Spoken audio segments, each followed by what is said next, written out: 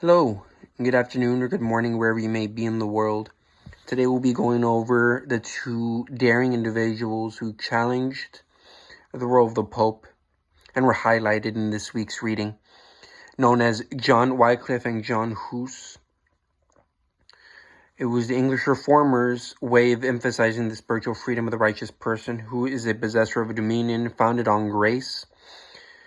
And, quote, God gives no lordship to his servant without first giving himself to them, end quote. Every person, therefore, priest or layman, holds an equal place in the eyes of God, Wycliffe believed.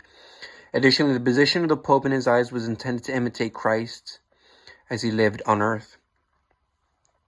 Living in poverty, refusing temporal positions of power, and humble. The position of the Pope was dedicated to see the opposite of these views. Continued reforms even against Catholic communion began a downward spiral that turned many against him. He was called out for heresy on many occasions, and his own university had him excommunicated in 1382. Through this, the reformer persisted in his beliefs. His many writings, including the ones that questioned the practical nature of the Holy Communion, were made public, reaching the hands of generations of reformers that came after him. Moving into John Hus, who was inspired by Wycliffe's work. Hus was invited by the emperor to the Council of Constance.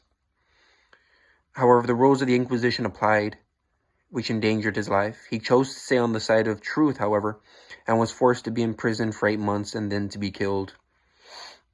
His letters during his last month rank among the greatest in Christian literature. If the reformer added nothing to our intellectual heritage, he still would have enriched our moral outlook. This is coming from Shelley. He was sent to die on July 6th, 1415. The Bohemian Rebellion did not die with Hus, however. It continued until the day of Martin Luther. These two men were truly responsible for sparking the drift away from the Catholic Church. The reforms became the basis of what came in the 16th century that changed the way people followed Christ. Their unwavering faith through their trials and the evident corruption of the Pope at the time called them to vocalize these attacks on the Church that Jesus came first to establish. Thank you for listening. I hope you all have a great day. God bless.